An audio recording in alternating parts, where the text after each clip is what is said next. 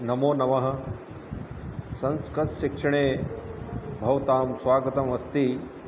कक्षा 10वीं चतुर्थपाठः शिशुलालनम् अध्ययनं करिष्यामः। शिशुलालनम का अर्थ होता है शिशु का दुलार। एक बार हम पाठ परिचय का अध्ययन कर लेते हैं। प्रस्तुत पाठ संस्कृत साहित्य के इसी प्रसिद्ध नाटक कुंदमाला के पंचम अंक से संपादित है। नाटक में राम द्वारा अपने पुत्रों लव और कुश को पहचानने को कौतूहलवर्धक परिकल्पना इसमें की गई है। नाटक के अंश में श्री राम अपने पुत्रों लव और कुश को सिंहासन पर बैठाना चाहते हैं, किंतु वे दोनों अति शालीनतापूर्वक मना कर देते हैं। सिंहासनारूढ़ श्री राम कुश और लव के सौंदर्य से आकृष्ट होकर उन्हें अपनी गोद में बैठाकर आनंदित होते हैं। नाटक के अंश में शिशु के दुलार का मार्मिक एवं मनोहर चित्रण किया गया है। इसी कारण से इसे शिशुलालनम शीर्षक दिया गया है। शिशुलालनम, शिशु का दुलार।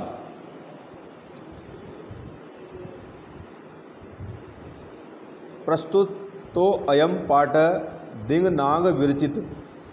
प्रस्तुत यह पाठ दिंगनाग विरचित, दिंगनाग नाम के कवि संस्कृत से संस्कृत के प्रसिद्ध नाटक ग्रंथ कुंदमाला इति अस्य पंचम अंकात, कुंदमाला नाम के प्रसिद्ध ग्रंथ से उसके पंचम अंक से संपादनम कृत्वा संपादित करके लिया गया है। संकलितो अस्ति लिया गया है। अत्र यहाँ नाटकांशे, नाटक के अंश में राम ने स्वपुत्रो लव कुशो, अपने दोनों पुत्रों लव और कुश को सिंहासन पर आरोहितुम, बिठाने के लिए इच्छा करते हैं, किंतु उभावपि, वे दोनों सविनयम, विनम्रतापूर्वक तम, उनको निवार्यतः मना कर देते हैं। सिंहासनारूढ़, सिंहासन पर बैठे हुए राम उभयो, दोनों के रूप लावण्यम दृष्टवा, रूप और सुंदरता को दृष्टवा, देख करके मन मुग्ध हो जाते हैं। हो करके सन स्वक्रोड़े ग्रहणादि, अपनी गोद में बिठा लेते हैं। पाठे अस्मिन, इस पाठ में शिशु वात्सल्य से, इस पाठ में शिशु वात्सल्य, बालक के प्रति प्रेम की भावना का मनोहारी वर्णनम, मन को हरने वाला वर्णन, मनोहारी वर्णन, सुंदर वर्णन विद्यते है। सिंहासनस्थ राम, सिंहासनस्थ, सिंहासन पे बैठे हुए राम, ततः तब, प्रविशतः, प्रवेश करता है, प्रविशतः, प्रवेश करते हैं। यहाँ पर जो है क्रिया की द्विवचन हो रहा है। प्रविशति, प्रविशतः, प्रवेश करते हैं। उसके बाद कौन प्रवेश करते हैं? विदूषके नोपदिश्यम मान मार्गो, विदूषके, विदूषक के द्वारा।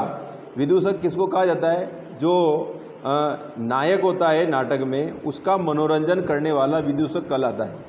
तो विदूषक के द्वारा बताए हुए मार्ग में तापसो, वे दोनों तपस्वी, तापसो, लव कुश लवो, लव और कुश दोनों को जो है वो बताता है मार्ग।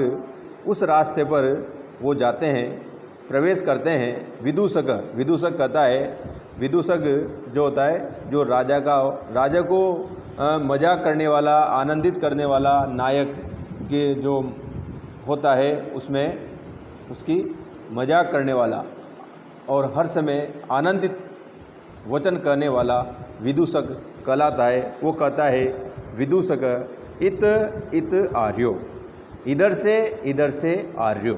आर्यो का मतलब ये दोनों, लव और कुश को कहता है आर्यो। द्विवचन हो रहा है, कुश लवो, दोनों, लव और कुश।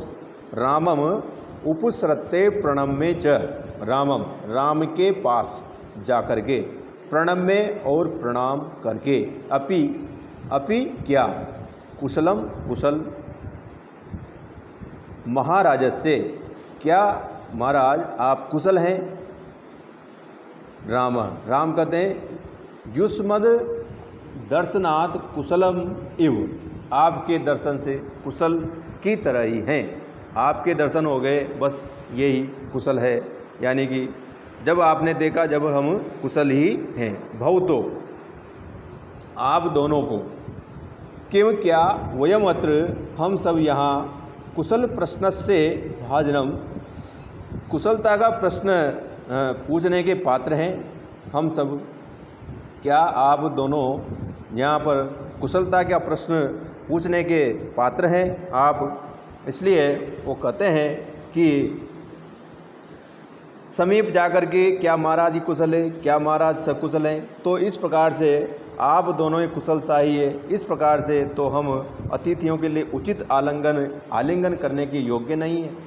यहाँ पर कहा गया है कि वयम अत्र कुशल प्रश्नस्य भाजनम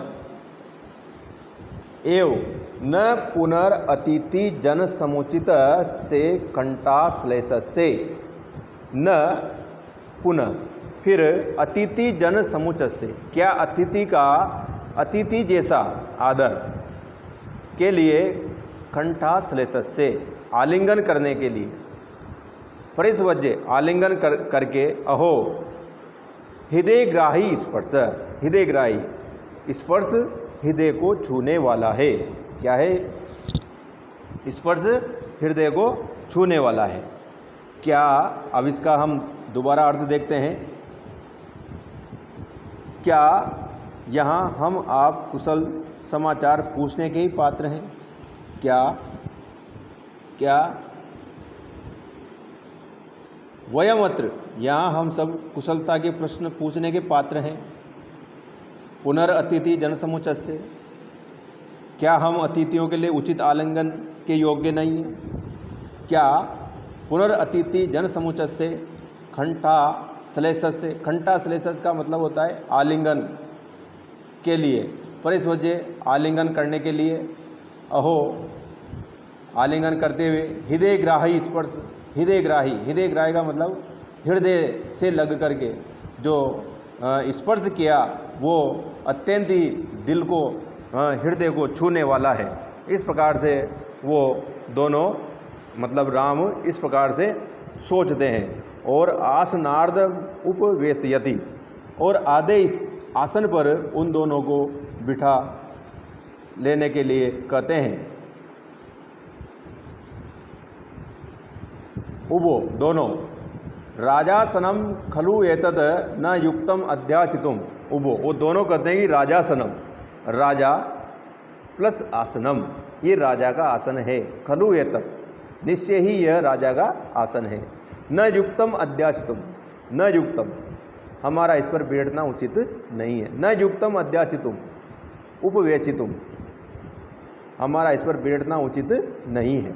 राम कहते हैं सव्यवधानम न चारित्र लोपाय तस्माद अंक व्यवहितम मध्या श्याश्यताम सिंहासनम।